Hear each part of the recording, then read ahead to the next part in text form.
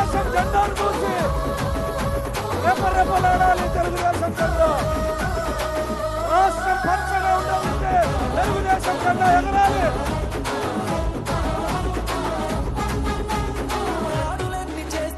దడబడు లోకేష్ అన్న దమ్ము ధైర్యం తెగువాని ఇంకా ఉత్సాహంగా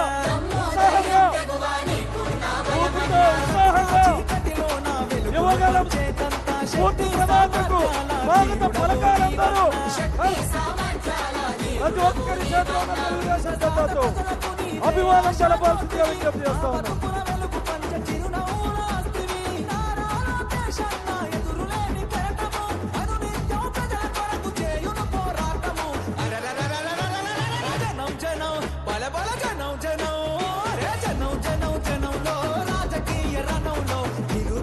యువకులంతా ఒక్కటై కదిలెనో అక్రమాల కట్టుగా న్యాయాన్ని ఎదిరించగా అధికార పార్టీని నిక్కదీసి అడిగెనో.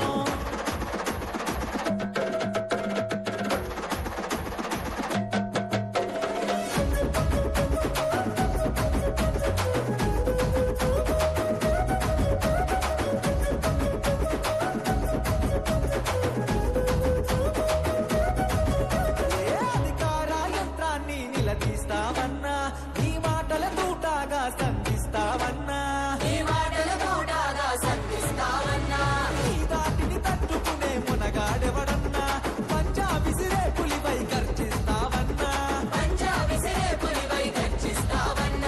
ఏ కష్టం వచ్చినా అండదండగుంటివి నిరుపేద గుండెల్లో ధైర్యం నేనంటివి నారా లోకేశన్న రగులుతున్న చాలన వ్యవస్థను ప్రక్షాళన చేయగా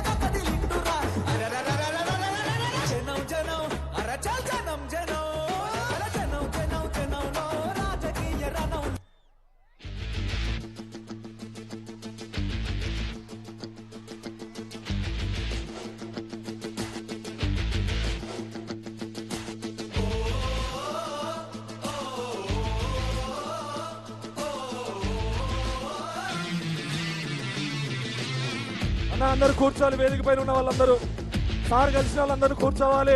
వెనక సీట్లు ఉన్నాయి, అందరూ కూర్చోవాల్సిందిగా విజ్ఞప్తి చేస్తా ఉన్నాం. కూర్చోవాల్సిందిగా అన్నా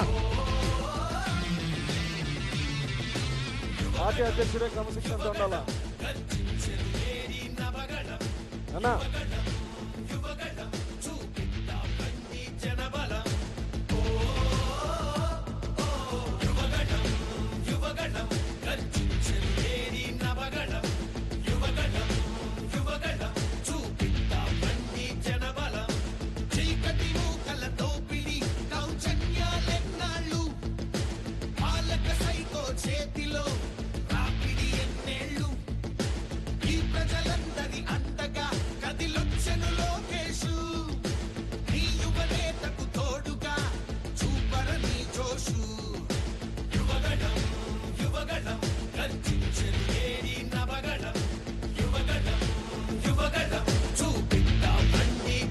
లోకేష్ గారిని కలిసిన వాళ్ళందరూ ఎవరి సీట్లలో వాళ్ళు కూర్చోవలసిందిగా విజ్ఞప్తి చేస్తా ఉన్నాం. లోకేష్ అన్నను కలిసిన వాళ్ళందరూ ఎమ్మెల్యేలు, ఎంపీలు, మంత్రులు ఎవరి సీట్లలో వాళ్ళు ఆసీనులు కావాల్సిందిగా విజ్ఞప్తి చేస్తాం.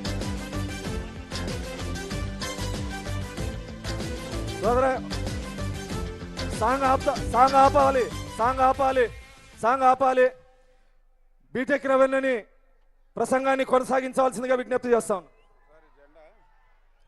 దయవుంచి ప్రతి కార్యకర్త కూడా తెలుగుదేశం పార్టీ జెండా చేతిలో పెట్టుకోవాలి. ప్రతి చైర్ దగ్గర కూడా జెండా పెట్టాం. దయవుంచి మన ముఖ్యమంత్రి గారు చంద్రబాబు నాయుడు గారు వచ్చినప్పుడు మన జెండాతో స్వాగతం పలకాలి. దయవుంచి ఇటు సైడ్ ప్రతి ఒక్క గ్యాలరీలోనూ కూడా ఉన్నాయి. దయవుంచి అందరూ కూడా చేత పట్టుకుని ఉంచుకోవాలని చెప్పి కోరుతూ ఉన్నాం. బీటెక్ రెవెన్యూ కొనసాగించు. అందరికీ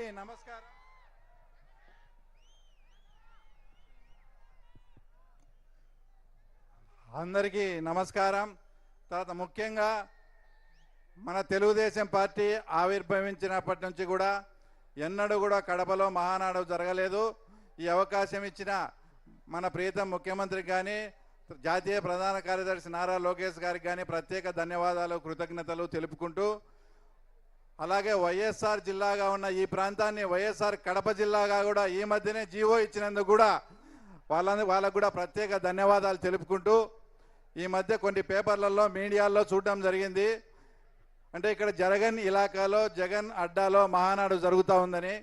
2024కు ముందు ఏమన్నా ఇది జగన్ అడ్డా జగన్ ఇలాకానేమో, 2024 సార్వత్రిక ఎన్నికల తర్వాత ఇక్కడ ఉమ్మడి కడప జిల్లాలో 10 సీట్లకు 7 సీట్లు గెలుచుకున్న తర్వాత ఇంకా ఎక్కడ జగన్ అడ్డా ఉంది, ఇంకా ఎక్కడ తర్వాత జగన్ ఇలాకా ఇది ఏం తమ్ముళ్ళు, ఏ అడ్డా ఇది చంద్రబాబు గారి అడ్డా బిడ్డ, అవునా కాదా?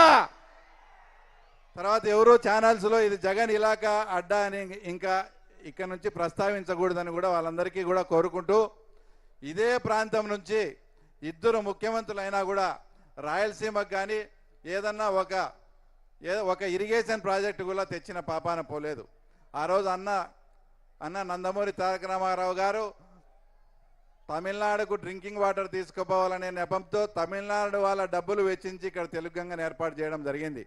తర్వాత గాలేరు నగర్ కానీ హెచ్ఎన్ఎస్ఎస్ కానీ ఇవన్నీ కూడా ఒక అద్భుతమైన ప్రాజెక్టులు మన నందమూరి తారక రామారావు గారు ఇక్కడ తలపెడితే 2014 నుంచి 19 లోపు ఈ ప్రాజెక్టులో ఎక్కడెక్కడ లొసుగులు ఉన్నాయి, ఎక్కడెక్కడ టన్నెల్స్ ఉన్నాయి, అవన్నీ కూడా కంప్లీట్ చేయాల్సిన బాధ్యత మన ప్రీతం ముఖ్యమంత్రి గారు తీసుకొని ఇప్పటికి మాకు ఆయన చెప్పినట్లు పులివెందులకు కూడా కుప్పం కన్నా ముందు పులివెందులకు నీళ్ళు ఇస్తానని ఆ మాట నిలబెట్టుకున్న ఘనత మన తెలుగుదేశం పార్టీది, నారా చంద్రబాబు నాయుడు గారిది.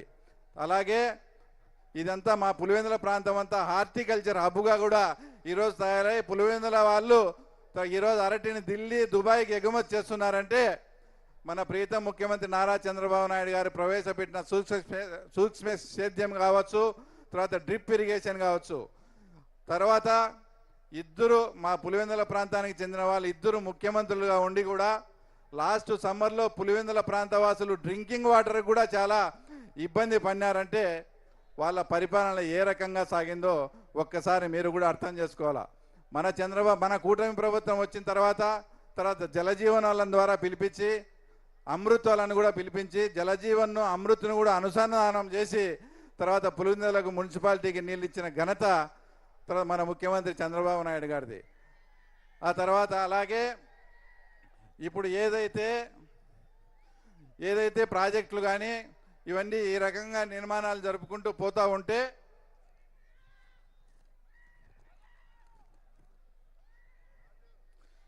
ఆ తర్వాత ముఖ్యంగా కడప జిల్లాలో ఉండేది వచ్చేసి నిరుద్యోగ సమస్య.